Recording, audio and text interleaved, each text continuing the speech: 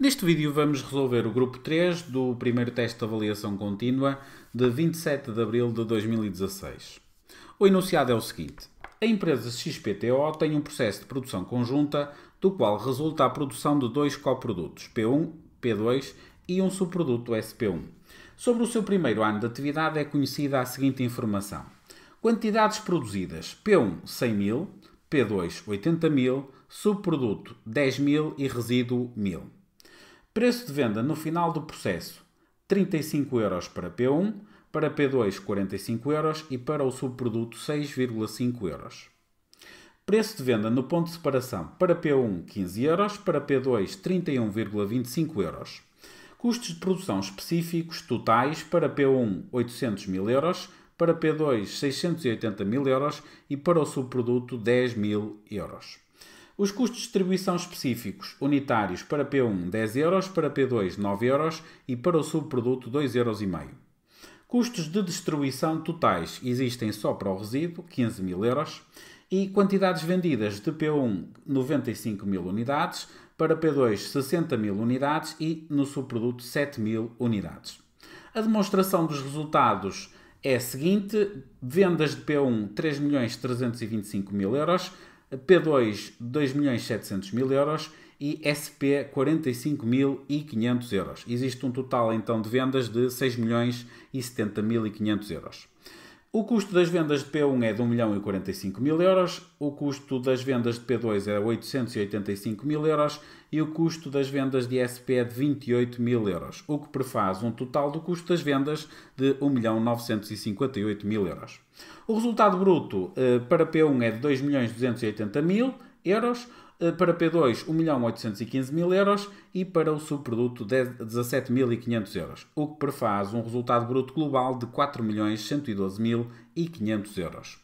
Os custos não industriais: para P1 950.000 euros, para P2 540.000 euros e para o subproduto 17.500 euros, o que prefaz um total de custos não industriais de 1.507.500 euros.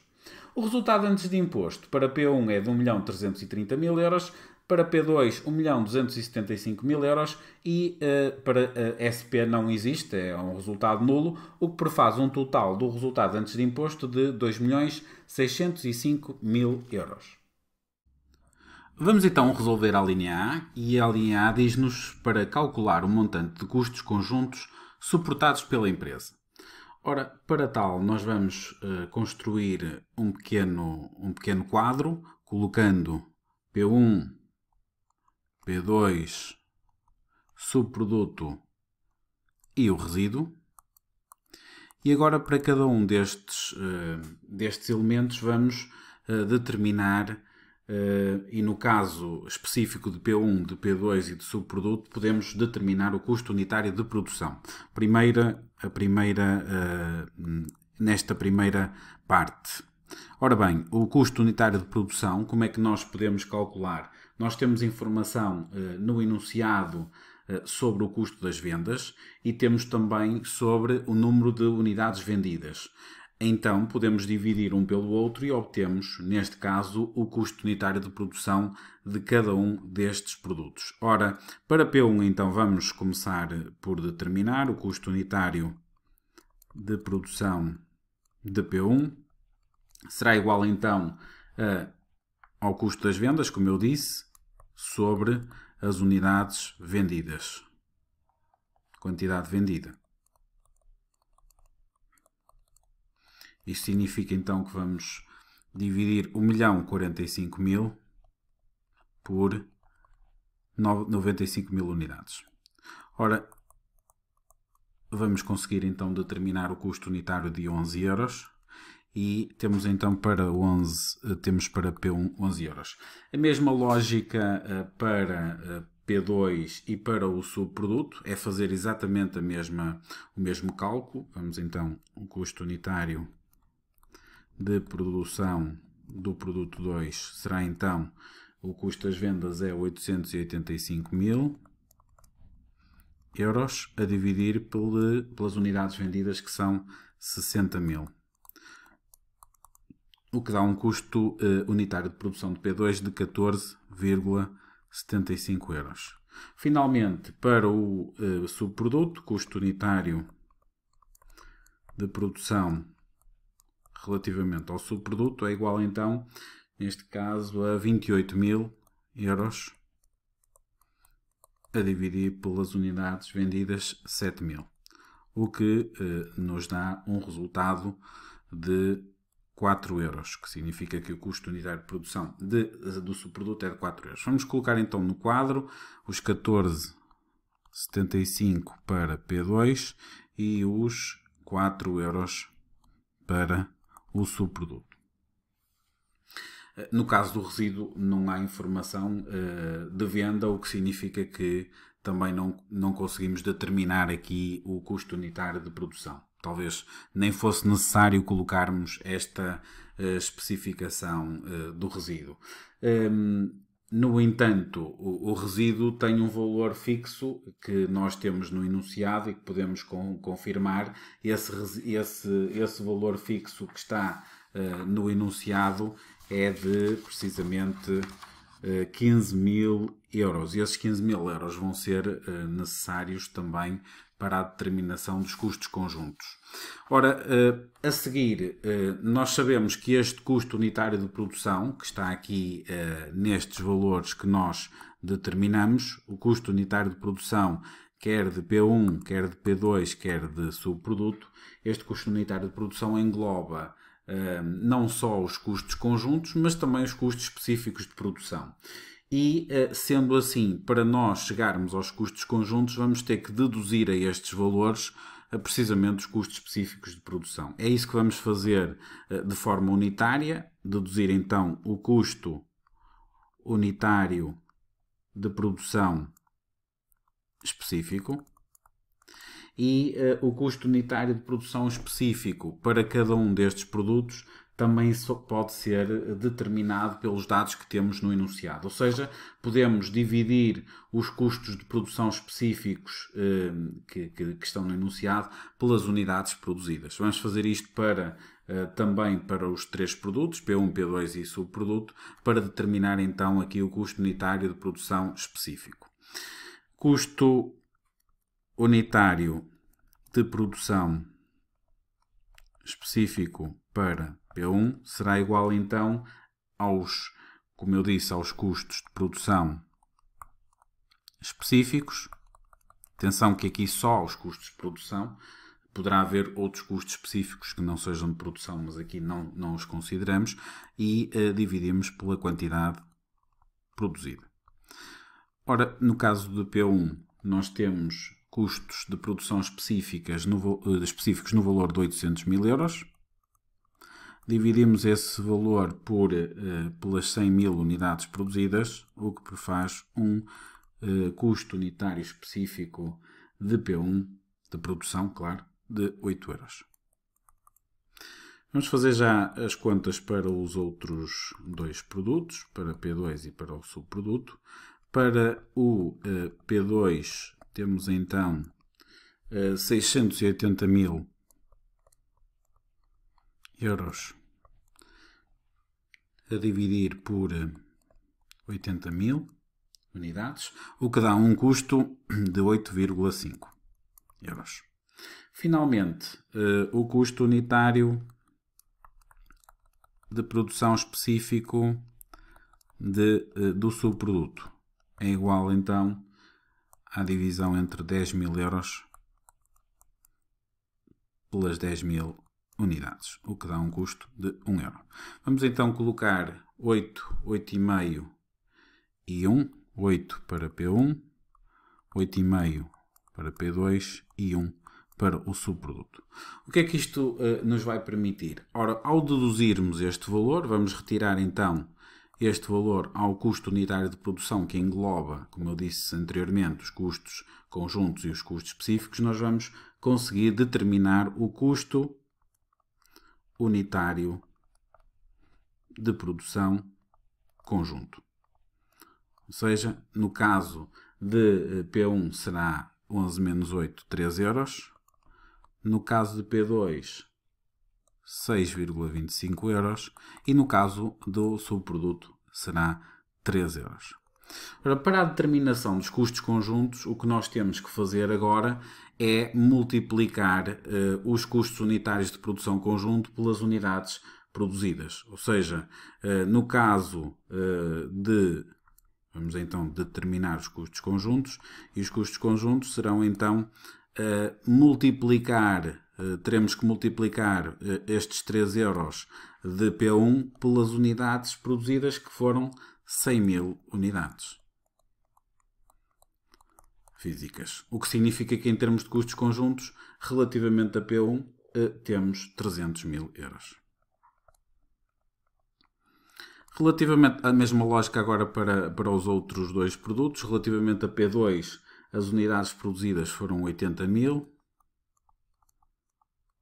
Isto vai dar um valor de, vamos somar aqui, vai dar um valor de 500.000 euros.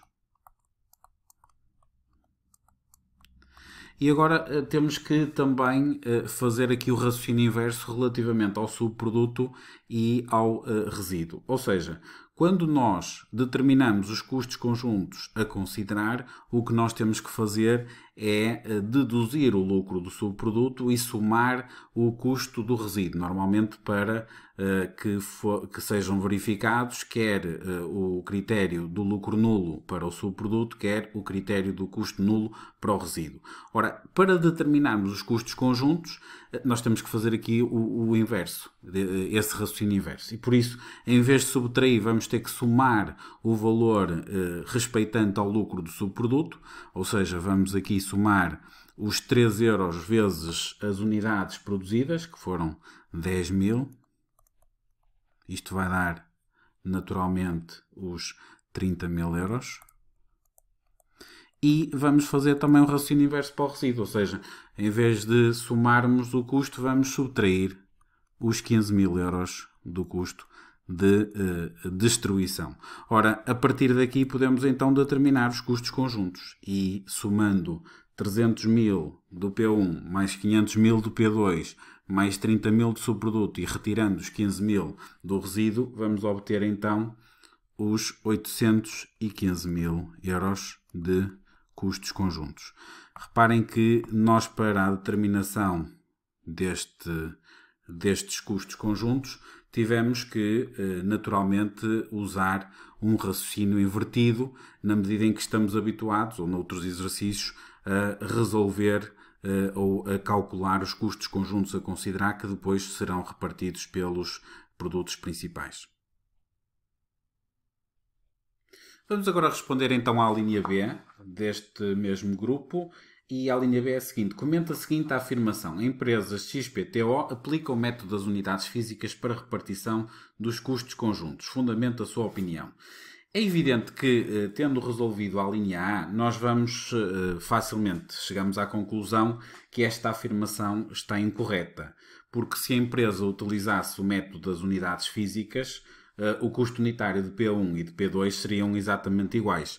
Mas como podemos ver pela resolução da linha A, de facto não existem custos unitários iguais de P1 e de P2. Nós temos custos unitários diferentes.